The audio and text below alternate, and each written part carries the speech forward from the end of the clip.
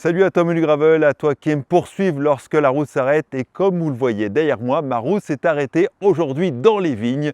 Derrière moi, c'est le Clos Vougeot que les amateurs de vin connaissent certainement. Et si vous avez cliqué sur la miniature, vous savez de quoi on va parler.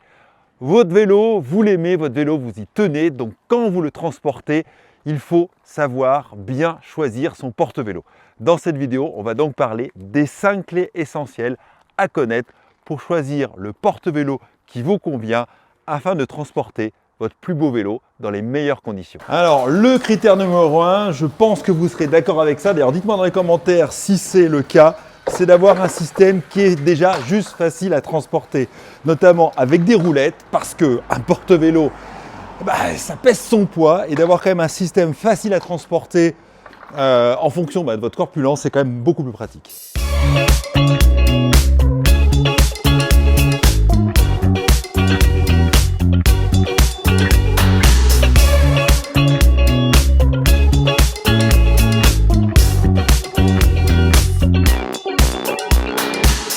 La clé numéro 1 dans le choix de votre porte-vélo, c'est la facilité d'installation.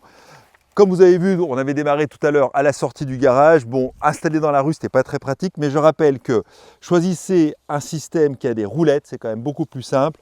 Avec une poignée de transport, c'est encore mieux. Donc le principe, si vous ne l'avez jamais fait, si vous posez des questions, est-ce que c'est facile à installer un porte-vélo ? Il vous faut bien évidemment une boule d'attelage, ça c'est impératif.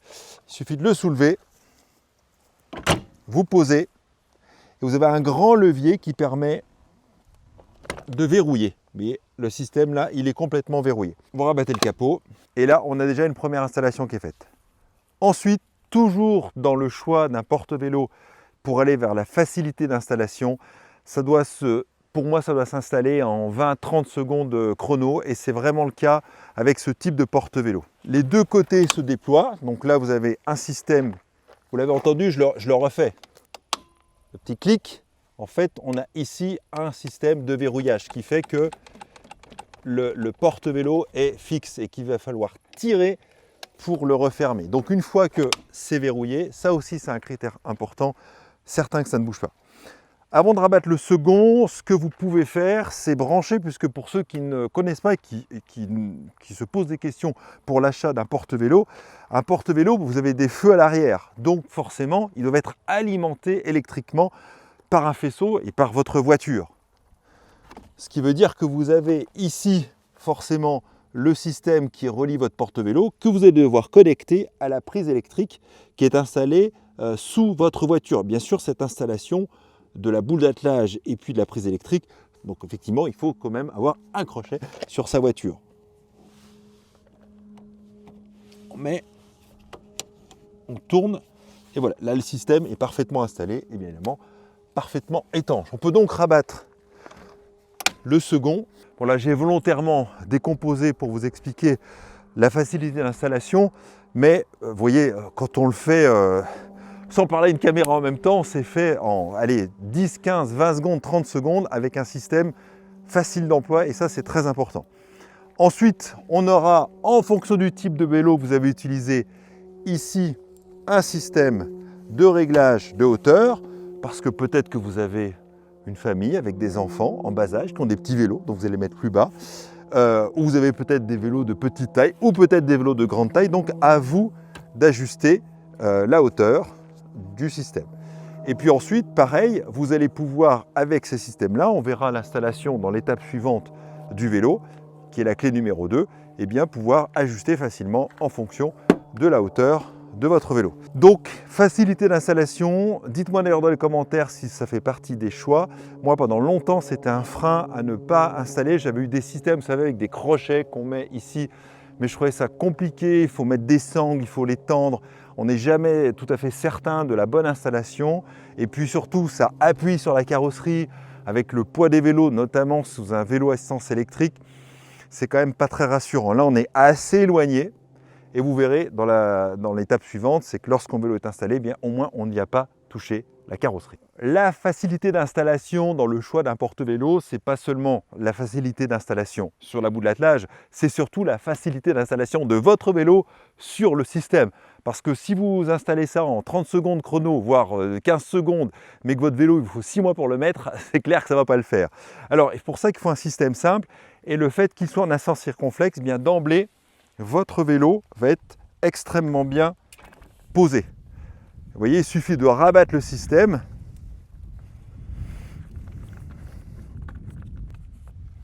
Et là, rien que par ce système-là, votre vélo est tenu.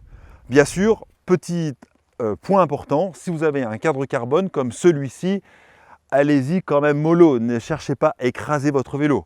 Certes, comme vous le voyez, choisissez également un modèle avec des mousses à l'intérieur qui vont ne pas abîmer la peinture de votre vélo, mais ce n'est pas la peine non plus de serrer comme un Brutus, ça reste du carbone, donc une fois que votre vélo est verrouillé et qu'il est stable, cela suffit.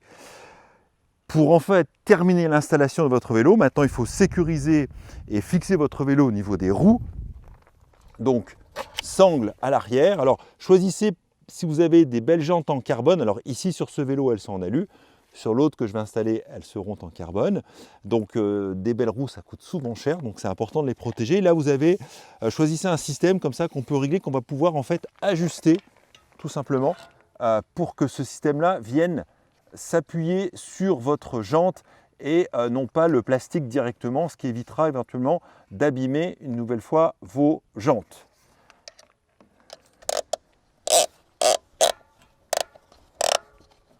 Opération à l'arrière et bien évidemment même opération à l'avant. On ajuste la partie plastique pour ne pas abîmer la jante. On ajuste la partie pour ne pas abîmer la jante.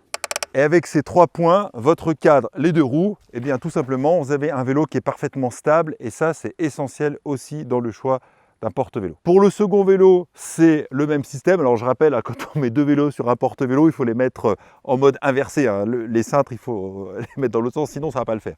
Vous rabattez le second système, vous serrez. Bon, là on est sur du titane. C'est un peu moins fragile que le carbone, mais ce n'est pas non plus la peine de serrer comme une brute. Une fois que c'est assez serré et que c'est verrouillé, alors on ne va pas faire ça à la clé dynamométrique non plus, mais voilà, votre vélo est stable. Et après, c'est le même système, on serre la roue avant, on serre la roue arrière, et votre vélo est stabilisé.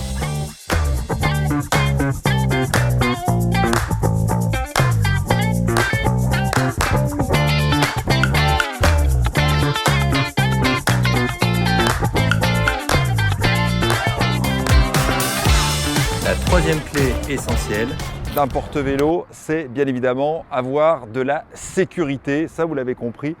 Et la sécurité, elle s'obtient déjà par l'excellente fixation de votre vélo, c'est-à-dire ici au cadre et puis les roues, ça c'est essentiel, mais aussi d'avoir cet objet magique qui va vous permettre plusieurs verrouillages.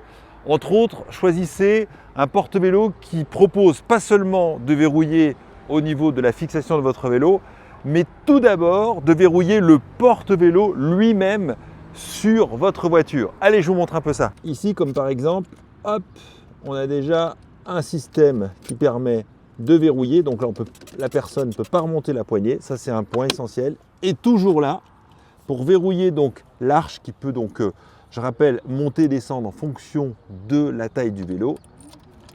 Ici, hop, on la verrouille à nouveau. Et là, en fait, ils ne pourront pas la déplacer. Ça va bloquer ici le petit curseur qui est là et donc, ils ne pourront pas la monter. Et puis, dernier point, on va verrouiller ici. Donc là, c'est la molette pour serrer. Vous voyez, je peux soit serrer, soit desserrer. Et une fois que j'ai verrouillé avec la clé, eh bien, la molette tourne dans le vide dans un sens comme dans l'autre. Pareil avec celui-ci.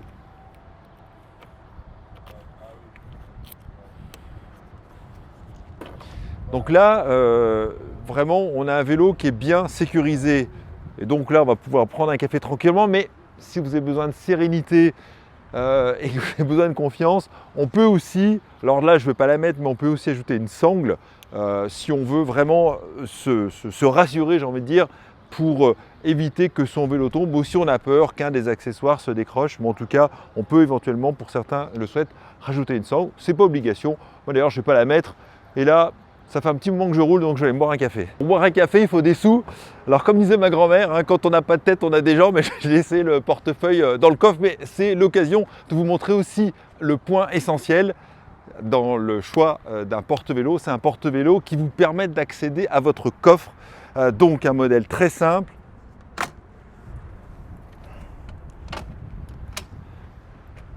On bascule. Et là, on peut ouvrir son coffre très aisément. Et on peut prendre les sous pour aller prendre son café. Donc c'est quand même très pratique d'avoir cet accès-là. Et puis les vélos, vous voyez, restent quand même extrêmement stables, très sécures, malgré deux vélos, malgré le poids notamment d'un vélo ici à essence électrique. Mais même si vous aviez deux vélos à essence électrique, système parfaitement stable. Donc ça, c'est un point important. Prenez un porte-vélo qui se bascule, parce que sinon, on perd l'accès au coffre. Et c'est pour ça que ceux qui sont, vous savez, ceux qui sont directement fixés dessus, quand on a deux vélos, c'est compliqué d'ouvrir son coffre. En tout cas, il y a très longtemps, moi j'avais ce système-là et vraiment ça ne m'avait pas du tout plu, mais là, nickel.